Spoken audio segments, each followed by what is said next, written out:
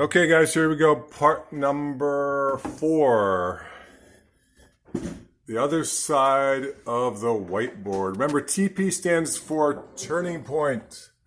And this red stuff over there, you don't have to write. That's just for me to remind myself what I have to talk about. So we have 12 through 19 today, or for this one. So here you go. I suggest you just pause it and write it. That way you have it and you're not scribbling stuff down fast as you listen to me and Jasmine. So slowly down, you can pause it. Nuremberg trials, that's an R, N-E-R, N-U-R-E. I'll fix it in a second. I'll fix it right now. It's hard to write when you can't rest your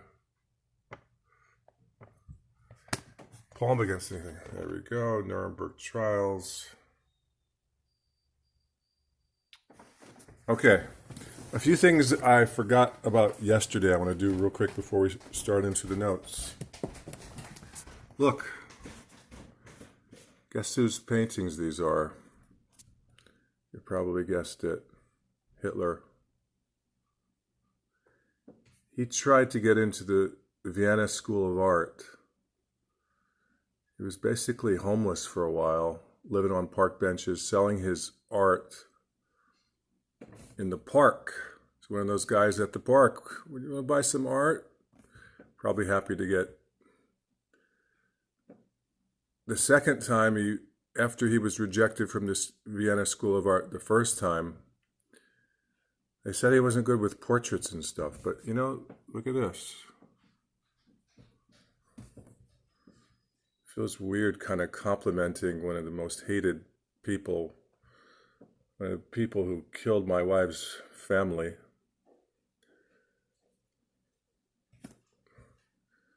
But some decent stuff as an artist here. That's the whole thing. What would have happened if he had been accepted to the Vienna School of Art?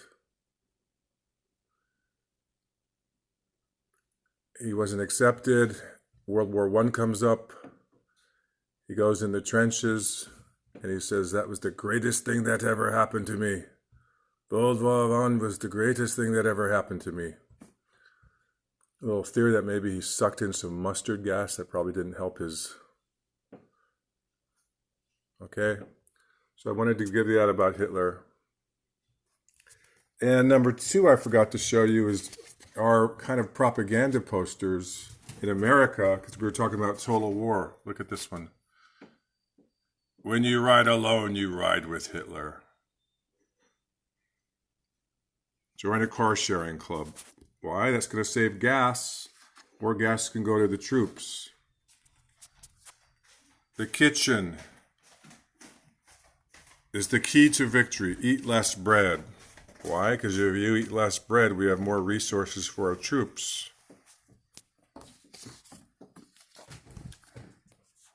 Save fats. Help kill these rats. Oftentimes, unfortunately, because of racism, when you think of somebody as being rats that you can just exterminate, that's what the Nazis did with the Jewish people too. You would literally go to movies in Germany, and before the movie, the kids would watch a picture of a rat running through the screen, and then there'd be a picture of a Jewish person. So you're being brainwashed into thinking Jewish people are rats. We do the same thing in our military. We used to, as far as fighting the Japanese. Oftentimes they were animals. It's easier to kill an animal than a human. Brainwash your people into thinking the enemy is an animal. Of course I can. I'm patriotic as can be, and ration points won't worry me. See, she's making her own jam. She's having her own garden. This is a good one. Loose lips might sink ships, meaning don't say anything. Don't give anything away. If you know anything about what's happening, and you know what? There may be some truth to that, because later on we found out after the war that Nazis were coming from submarines off the coast of Long Island and coming into Manhattan. So there were spies roaming around. Loose lips might sink ships. This is a good one. Keep cool. Remember Pearl Harbor. So if you hear that siren, make sure you get into a bomb shelter. Bring your baby. Stay cool. Get to that bomb shelter. Remember Pearl Harbor. That's what the sign is there. Listen to this one. Watch this one. Of course, the flag is in the background. I'm proud of my husband. I'm proud. My husband wants me to do my part. See your U.S. Employment Service. In other words, remember, this is a time in the 40s where the husband, I don't want my wife working. All my friends are going to make fun of me if my wife has to get a job. I want you home, taking care of the kids, having dinner ready when I get home. But now the propaganda is, hey guys, you're still a man if your wife is working. So let your wife go into the factory. Let her put her hair back so she doesn't get her hair in the machines. The famous Rosie the Riveter, which is right here. We can do it. I think Pink, the singer Pink, had an album cover with this symbol. We can do it. Women can do it. Look at my guns. Rosie the Riveter. Zzz, zzz. Just like Eugene's has rivets. So she would take the machine and rivet things all day long. Okay? Okay, so I think that's enough.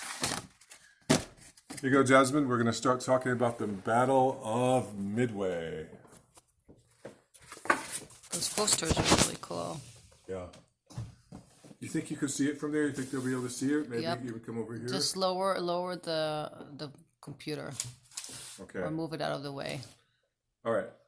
Okay. So the Battle of Midway, you could call it a turning point. Yeah, it's got TP. So remember yesterday we said we're going to start by trying to beat Hitler. Okay, opposite. We're going to start by trying to beat Hitler over here in Europe, and then we'll start worrying more about the Japanese in Asia. Okay, but even though we're focusing on Hitler, the Battle of Midway was very important because think of it like this. You've got California, and you've got Pearl Harbor, Hawaii, where we were bombed December 7, 1941, the day that will live in infamy. Then there's the Midway Island, and then there's Japan and Asia over here. So 6 months after Pearl Harbor, we were outnumbered at the Battle of Midway, but somehow we were able to win. We'll see a video that'll explain it a little bit. And it was a big turning point because it showed us, it gave us confidence. Oh my gosh, it's comeback time. So the Battle of Midway was huge. It's considered a turning point. And let's face it, the Japanese people were probably brainwashed into thinking their leader was a god too. That's what happens with fascism. You build up your leader like a cult figure as if probably he, is a god. And then when we have that first defeat, just like with Hitler at the Battle of Stalingrad, wait a second. So the Battle of Midway was a big turning point, psychologically for Americans too. Getting revenge on these people. Battle of Midway, oh my God, we were outnumbered and we still beat them. Okay, if you can come on over here. I think it's best, Jesse, if you just walk over here. That way I can control the video too, because I might not want to go through the whole thing. Okay.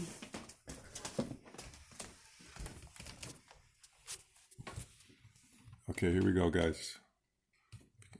I'm going to make it bigger. The aircraft carrier Enterprise leads the U.S. Navy as it strikes back. Oh no, probably a commercial. Uh-oh. That's all right. Enjoy the commercial, everybody. I'll go to Bodie over there. Okay. Oh. Where's Bodie? There, okay. Now Enterprise is about to face the massive Japanese fleet at Midway. The main force of Japanese ships headed toward Midway include 4 aircraft carriers, 7 battleships, 150 support ships, we were outnumbered. 248 carrier aircraft, and some 15 submarines. Wow. The American Armada is substantially smaller. 3 aircraft carriers, 50 support ships, 233 carrier aircraft, 127 land-based aircraft on Midway Island, and 8 submarines. outnumbered nearly 2-1. 6 months after Pearl Harbor, this is all that is left of America's Navy. The carriers were not present at the sneak attack. The Japanese realize U.S. Navy aircraft carriers are still out there and are still dangerous. So what we need to do is get rid of their aircraft carriers and then set up one more outpost further out into the Eastern Pacific. Dawn, June 4th, 1942. USS Enterprise. Almost exactly 6 months after Pearl Harbor. A force of 109 Japanese aircraft appear over the atoll.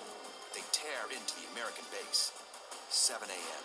Reports of the attack on Midway reach the Enterprise. The flyers scramble to prepare for their launch. They'll have to fly nearly 2 hours to reach the Japanese ships. The Japanese carriers are hit by bombers. I aimed at the big red circle at the front. Enterprise's first attack on the Japanese We are good fleet is shots. breathtaking. The outnumbered flyers of Enterprise have wreaked havoc on the Imperial aircraft carriers. He could look back and he could see the 3 big balls of fire, and there were the 3 Japanese ships that were on fire. Now there's only one Japanese carrier left, the Hiryu. Just before 11 a.m., Hiryu launches its bombers, a retaliatory strike. The first American carrier that lands in the Hiryu bomber sights is USS Yorktown. And 3 bombs make direct hits on Yorktown's flight deck. At mid-afternoon, a second wave of bombers arrives from the Hiryu. 2 of the torpedoes score direct hits on Yorktown's port side. The listing deck is a serious problem for Yorktown's flyers. The angle means the Yorktown's aircraft have no place to land. There's only one hope for the stranded flyers of Yorktown, the deck of Enterprise. But there's one more enemy carrier out there. After more than an hour in the air, the dive bombers from Enterprise and Yorktown come in range of Hiryu. When Priest dives, it's a direct hit. The bow of Hiryu is torn apart. Fire spreads below decks. The Japanese Navy chooses to sink her. Admiral Yamamoto's plan to trap the American carriers has backfired spectacularly. In a single battle, 4 Japanese carriers are sunk. 1 cruiser is scuttled. 228 Japanese aircraft destroyed. And 3,000 Japanese sailors and crewmen are killed. Although the American losses include 1 destroyer and the carrier Yorktown, it is the most surprising victory in the annals of U.S. naval warfare. The epic naval clash off Midway Island changed the face of the Pacific War. It proved that America could not only fight back, it could win. Admiral Yamamoto and the Japanese High Command are shaken. They have awoken the giant and felt its wrath. Okay. Oh, Jess, do this one too, real quick. It's another one I didn't put up, but this says it all right here. I gave a man, meaning her husband, their father died. Will you give at least 10% of your pay in war bonds? I mean, look at her face. Wow. Okay. All right. Now D-Day. Another turning point. We've always been, well, what does D-Day stand for? But basically D-Day is just the day that's going to happen. This is the battle that, if you've ever seen the movie Saving Private Ryan, most of when people think of D-Day, they think of the battle on Omaha Beach. Basically what D-Day is remember we said that Hitler's blitzkrieg pretty much took over continental Europe very quickly. So England was the only country left then. This is before America got into it, right? Over here, before America got into it. So D-Day is with General Dwight D. Eisenhower leading it, which is why he became president. D-Day is when we ended up taking back France, starting to take back France. Remember we had the Battle of Stalingrad. Now the Soviet Unions are coming in on Hitler and the Germans. Now with D-Day, June 6th, 1944, the famous D-Day, June 6, 1944. Now with D-Day, now we're starting to take back France. England, we started in England. We crossed the English Channel. We take back the beaches of Normandy is one of the beaches. Omaha Beach is the most famous one. And now that we've got that area, we start taking back France, June 6, 1944. And now the Allies have France. Now it's just a matter of the Soviets, the Allies coming in. We got Hitler, okay? So D-Day is super important. Allies invade, start taking back France.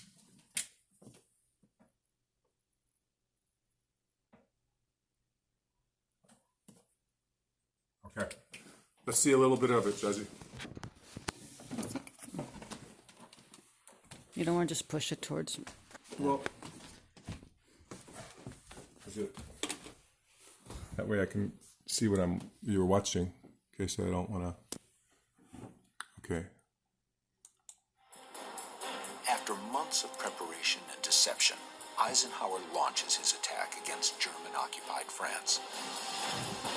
Aiding against you. 150,000 ground troops, jammed onto hundreds of small landing craft, leave England and cross the English Channel. They'll land at 5 different beaches in France, codenamed Juno, Sword, Gold, Utah, and Omaha. Yes, sorry, that was not the actual beach. It was the code name for the landing beach. craft approach the beaches, 15,000 aircraft and 7,000 ships provide a coordinated aerial assault on the beaches. Wow. At some of the landing sites, the Allied soldiers meet very little resistance. But at beaches like Omaha, it's hell on earth. For many of the Allied soldiers inside the landing craft, these moments before the door opens will be their last. A case of incredible courage in the face of overwhelming horror. I mean, if you think about it, the landing crafts came up to the beach, and as they came up to the beach, the troops inside the landing craft could hear the machine guns tattering on the outside.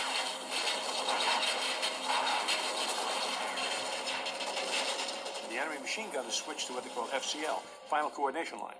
They're going to put as much machine gun fire on the front of that boat, so when it drops, bullets go right through it, kill 2 or 3 guys at a time. A lot of guys just died that way.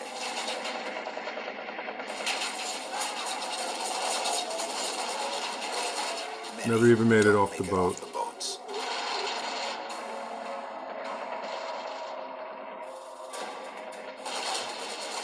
For the soldier lucky enough to survive the initial machine gun barrage, the nightmare is just beginning.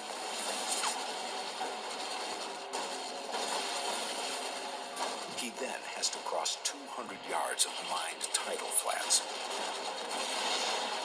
weighed down with wet, heavy gear. Then get through another 100 yards of barbed wire beaches. It's 3 football fields of death and destruction Oh my God. as German machine guns shred fellow soldiers and friends. If you ever get a chance to visit Omaha, it will change your whole view about the world. It will change your whole view about America. It will make you realize what incredible heroism was displayed by those guys there.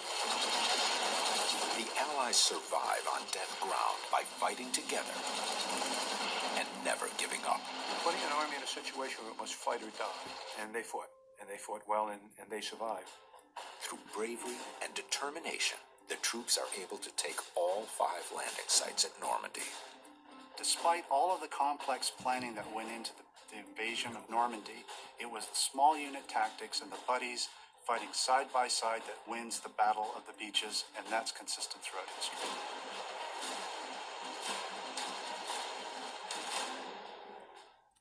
Okay. Oh, jeez. So now we're getting where I remember 20 years ago when I was teaching World War I, the newspapers had, and I talked to my students about it, the last veteran of World War I has died. We're starting to get that with World War II, if you think about it. Say 1940, 60, 80 years ago, there's not a lot of vets left that were in World War II. If you know anybody, you know, they're living a pretty darn good long life. So anybody that's still around from D-Day. It's amazing. Okay, so 3 famous deaths in 1945. Sure you can see it from that angle, Judge? Absolutely. Okay, I'm trusting you. FDR, first one. We talked about that in the last unit. A brain hemorrhage. He was down in Georgia, 63 years old, but he must have looked 83. He looked as old as my dad when my dad died. He was like 86, let's put it that way. So Vice President Harry Truman takes over. Harry Truman was from Missouri. He's got 2 famous quotes. If you can't stand the heat, get out of the kitchen. I love that quote. Meaning, if you can't stand pressure, if you can't stand the stress of a certain thing, don't do it. I'm the president. This is stressful. If you can't stand the heat, get out of the kitchen. Another one is the buck stops here. If you know anybody who passes the buck, oh, no, I don't want to do it. Oh, no, I didn't do it. It wasn't my fault. So everyone's passing the buck. So he had a sign on his desk in the Oval Office in the White House. The buck stops here, meaning everybody can pass the buck, but I'm the president. I have to make the final decision. Bring it on. I think that's a really good attitude to have for a president. Buck stops here. I'll take responsibility for my decisions. Italy's Mussolini. Remember, before there was Hitler, there was Mussolini in the 1920s with fascism in Italy. Hitler said Mussolini was his role model. All this stuff, they were doing it with Mussolini before Hitler. So Mussolini, the Italians, after losing battle after battle, basically,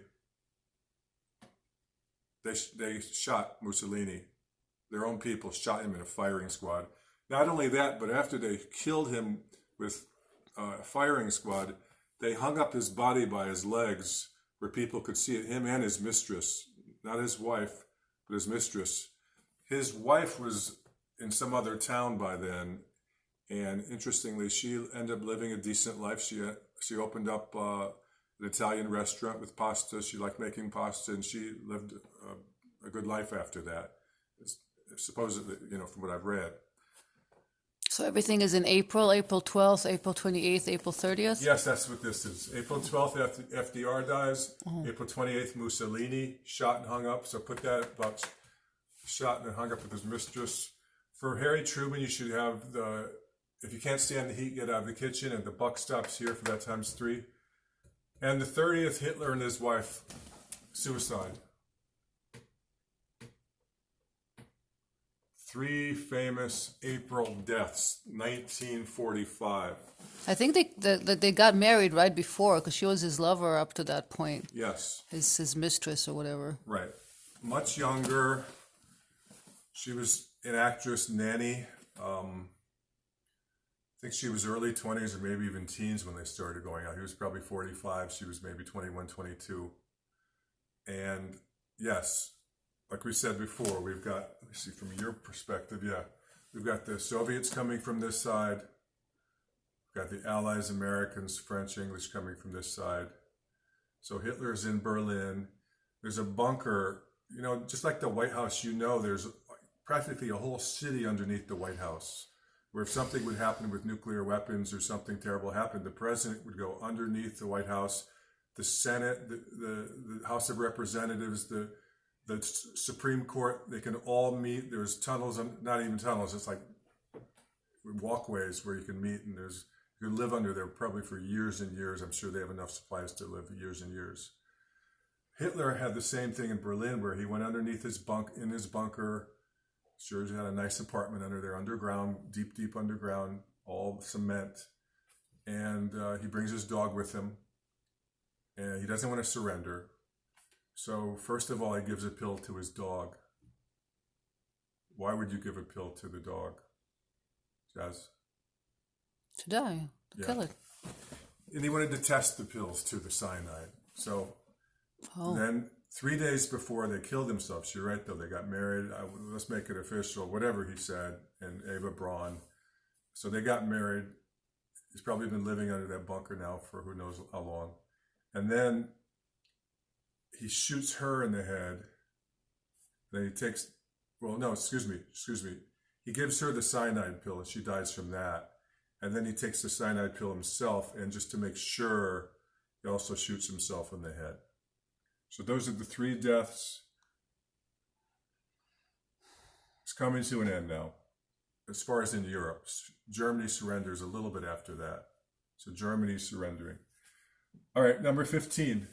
Truman drops the A-bombs on Hiroshima and Nagasaki, Japan. The buck stops here. If you can't stand the heat, get out of the kitchen. I read in his biography, he said, I sleep every night. Think about it. My uncle, we were talking about civilians being part of dying. It's like, as far as total war, my uncle Jack, he was a bomber that used to go over Germany, over Berlin, and he would drop bombs on people. And he knew, let's face it, he knew those were hitting kids, grandparents, everybody. And he became an alcoholic. Who knows, maybe he becomes an alcoholic even if he's not killing civilians. But the fact is, he did. My mom would say prayers for him every night while he was fighting, but she would also say prayers and light candles for him every night, because when he got home, nobody knew where he was for 10 years because he was a homeless person. You know, so it's not easy sometimes for vets to come back. I mean, I can't even imagine it. I'm not even going to try to imagine it. It's General Sherman said for the Civil War, hey, General Sherman, the North won. Oh, you must be so happy. And he just looked at him and said, war is hell. Oh, no, come on, have some champagne. I'm not happy. This war was hell. We were killing each other. This war is hell.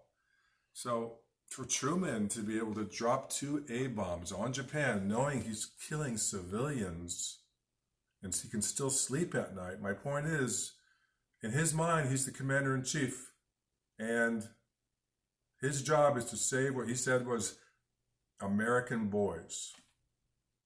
I'm in charge of this country. I'm saving American boys. And let's face it, they're boys, 18, 19, 20-year-old. You're becoming a man, but 18, that's...